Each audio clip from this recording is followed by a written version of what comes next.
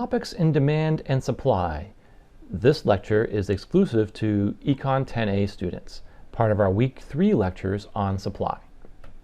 In this video, we'll discuss how the law of demand differs from the law of supply, and also why demand curves don't intersect the x-axis. When we think about a scientific law, we might think about something that's always true. But Wikipedia gives us a slightly more flexible definition of this, where Wikipedia says scientific laws or laws of science are statements based on repeated experiments or observations that describe or predict a range of natural phenomena. And if you read this article, you'll see that what we might think in our head as a scientific law is actually a lot more flexible than we'd think.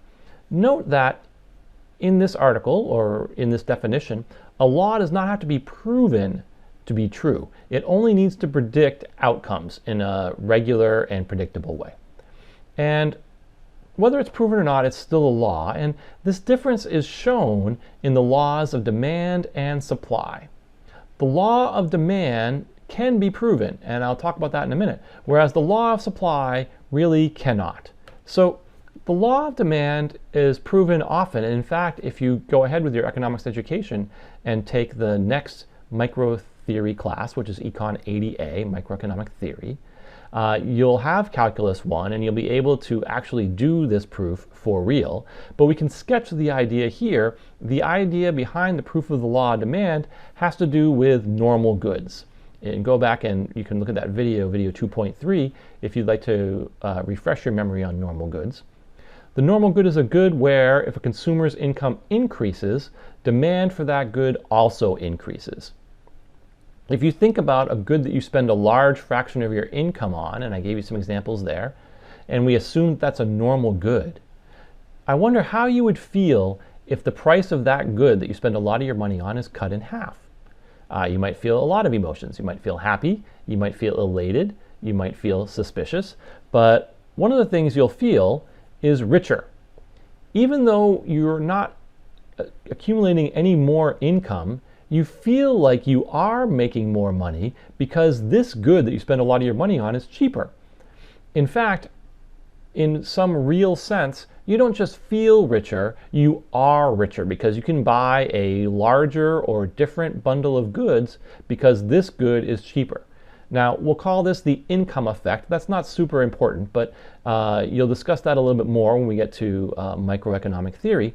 But that's the income effect. When something gets a lot cheaper, you feel richer. Or I guess the opposite, if something gets a lot more expensive that you spend a lot of money on, you're going to feel and be a lot poorer.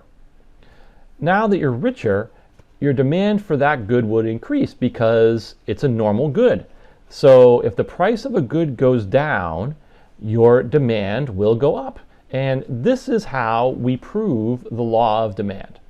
I'm going to show you a formula that I don't want to make you nervous, but if you know a little bit of calculus, this is the statement that really gets to the heart of the proof of the law of demand. Obviously, if this doesn't make any sense to you, it's totally fine. But for those of us who have some calculus, I wanted to show it to you. That is for good X, income M, and price P, the rate of change of good X with regard to price plus the demand function times the rate of change with regard to income must be less than or equal to 0. And that's the proof of the law of demand. Now, so then we've proved the law of demand, but we can't really prove the law of supply the same way. We don't really have that same kind of proof. So this leads to some textbook authors, not ours, but some, to say then that there is no law of supply. There is a law of supply, but again, it's based more on, many observations rather than a mathematical proof. Because we've seen that in lots of instances, if the price of a good increases, aggregate supply will also increase. So that's the difference between the law of demand and the law of supply. Both are laws, but we can prove one, and we have a harder time proving the other. Nevertheless, it's still a law. And I'm going to give you a preview. Next week, we're going to talk about the law of supply and demand, and that works a lot like the law of supply. Even though we can't prove it, we can definitely show that it holds in many cases. Second thing I wanted to talk to you about was about demand curves and the x-axis. When I draw demand curves, I try to make sure that they don't intersect the x-axis. In other words, they don't show what happens when the price is 0. To understand why I do that, let me take you through a quick thought experiment where I just ask you some questions and you sort of reflect on what I'm saying. Imagine a vending machine that sells inexpensive candy.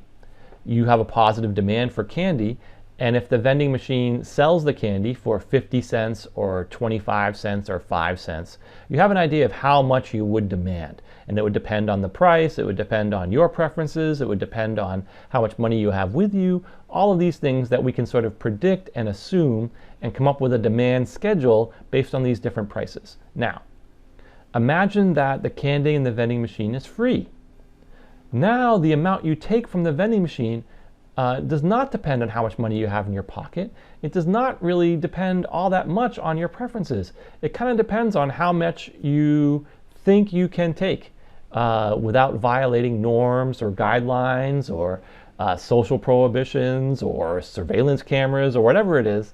However much you take when it's free is going to depend on things that don't include the price and that are what we would call discontinuous that from having any price at all. So, the amount you demand if the candy was a penny and the amount that you demand if the candy was free are two very different numbers that I would not want to predict.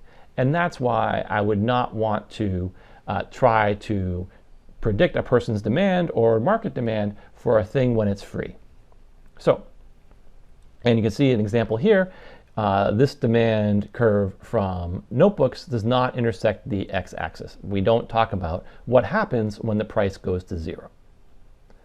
So we can prove the law of demand for normal goods using some calculus, but we can't really prove the law of supply the same way. Nevertheless, it's still an economic law.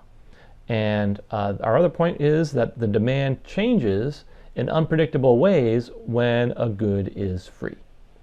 Thank you.